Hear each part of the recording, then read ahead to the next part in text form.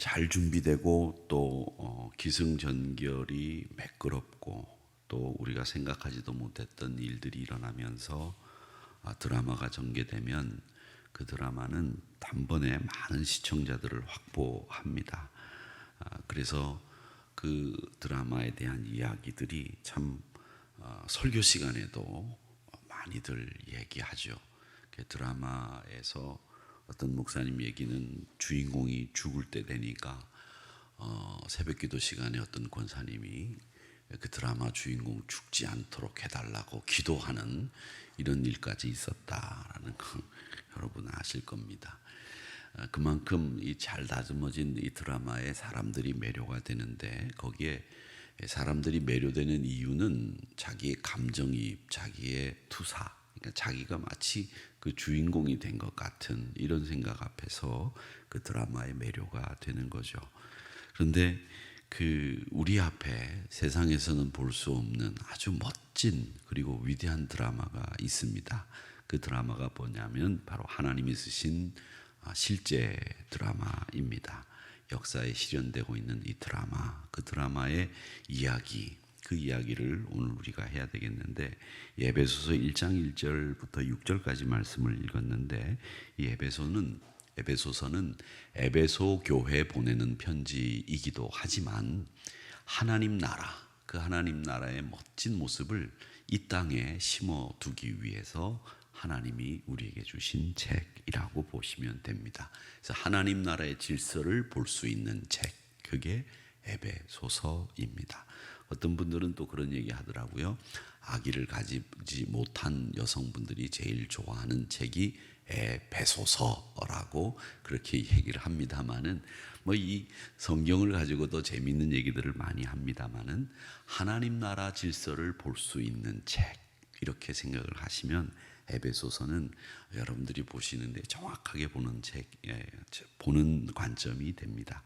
근데 오늘 바울이 자기를 소개하죠. 이 바울은 편지를 쓰면서 항상 자기를 소개함으로 시작이 되고 또 하나 평강과 은혜를 빌어줍니다. 그래서 자기가 사도 되었다. 그 다음에 편지를 받는 여러분들에게 은혜와 평강이 있어야 하겠다라고 하는 이 두 가지를 편지 서두에 항상 이야기를 합니다. 그래서 예수의 사도된 바울은 1절에 이렇게 나오죠. 그 다음 2절에 은혜와 평강이 너희에게 있을지어다. 이렇게 편지, 바울의 편지다운 그 편지를 모습을 볼 수 있습니다. 그러니까 이 모습을 보면서 우리가 편지를 쓸 때 그리고 혹은 우리의 교회 사역을 할 때에 우리가 해야 될 일이라고 하면 뭐냐? 나는 내가 누군지를 분명히 알고 주의 사역을 해야 된다. 그렇죠?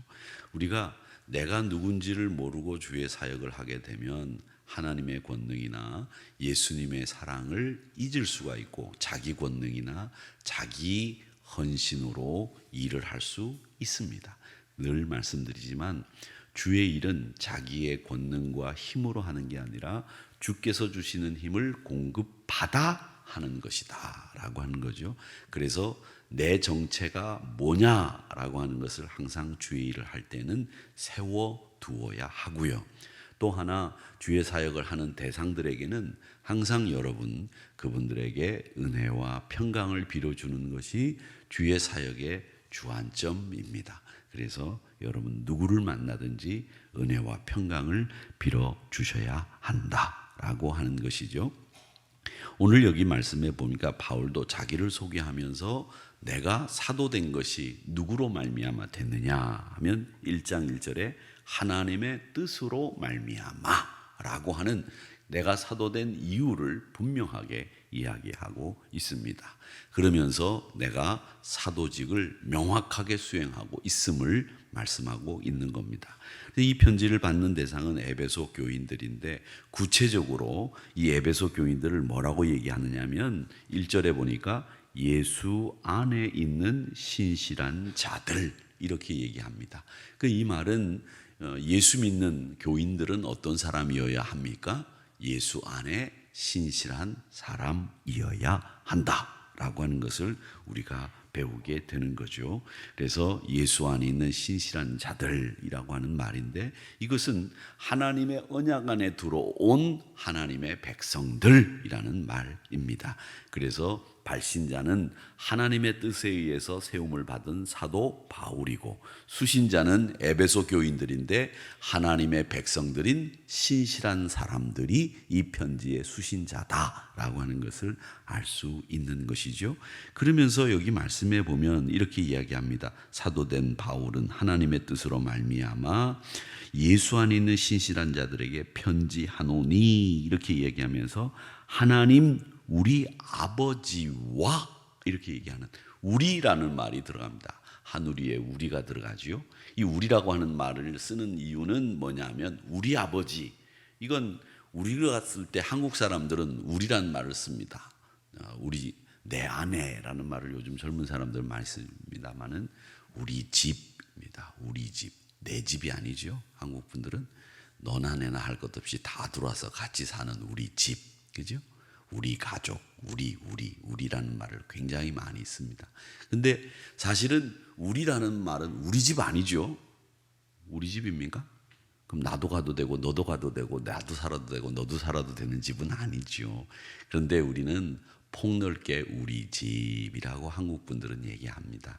이 말은 끈끈한 연대를 우리 한국 사람들이 굉장히 좋아한다는 의미이기도 하죠. 그래서 한국 분들이 이렇게 나누기를 좋아하는 이유는 뭐냐면, 구별되고 끈끈한 자신의 정을 나타나기 위해서 나누기 좋아한다, 그렇게 얘기를 합니다만, 사실 여러분, 우리가 나누면 이 코딱지만하다고 해서 죄송합니다만, 우리나라가 다른 나라에 비해서는 조그만하지 않습니까?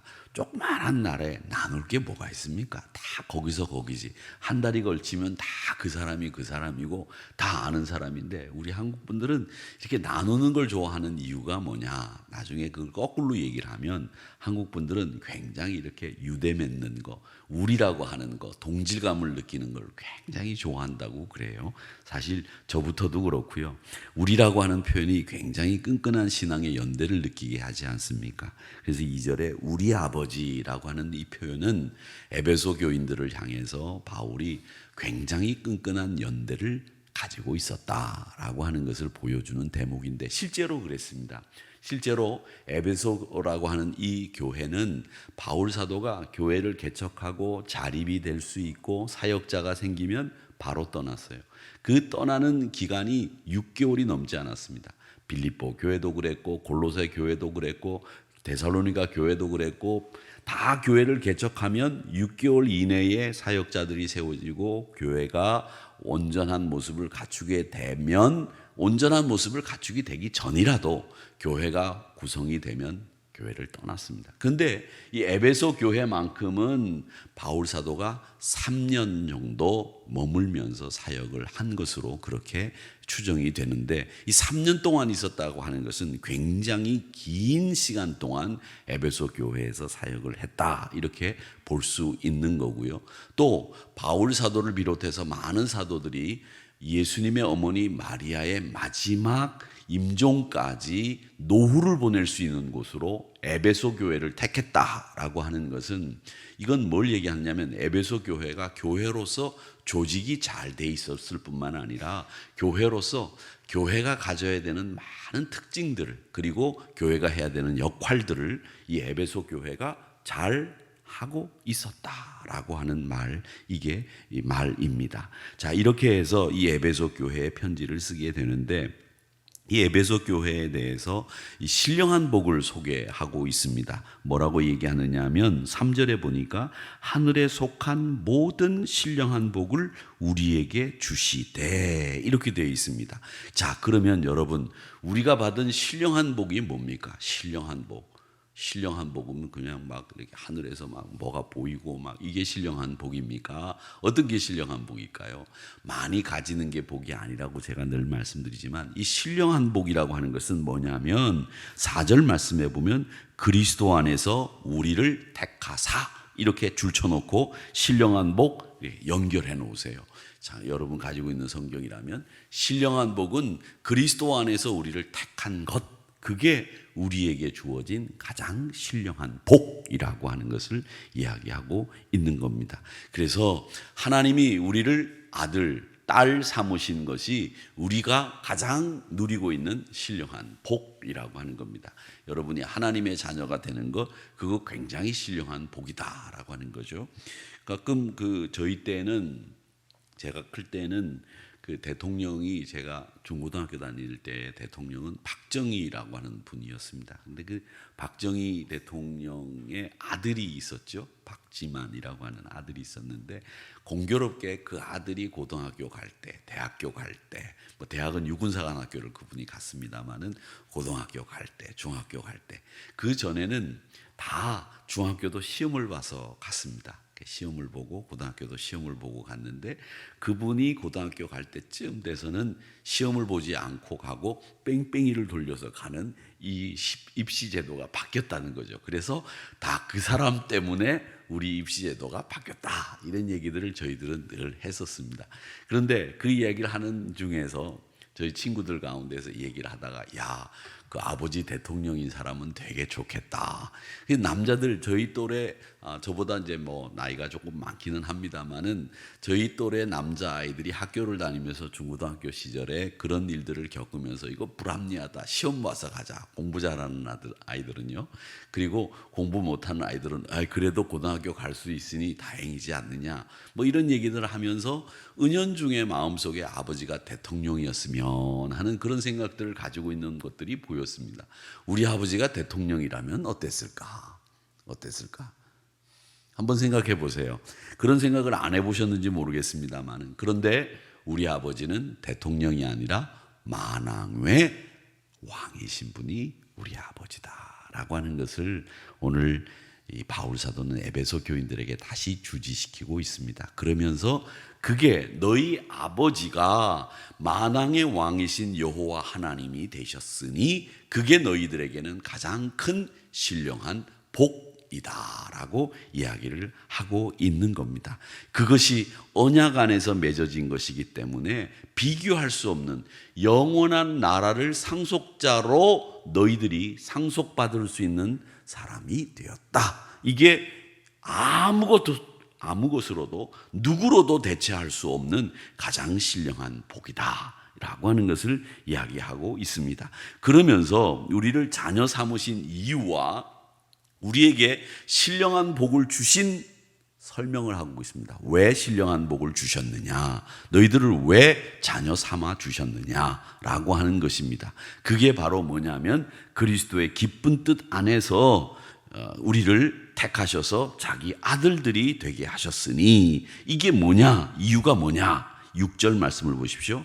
그가 사랑하시는 자 안에서 우리에게 거저 주신 것이고 그의 은혜의 영광을 찬송하게 하려는 것이라. 우리를 하나님의 아들 삼아 주신 것은 그의 은혜, 그의 영광, 그의 이름을 찬송하게 하려고, 드러내게 하려고, 그에게 영광을 돌리게 하시려고 우리를 자녀 아들 삼으셨다라고 하는 이야기를 하고 있습니다.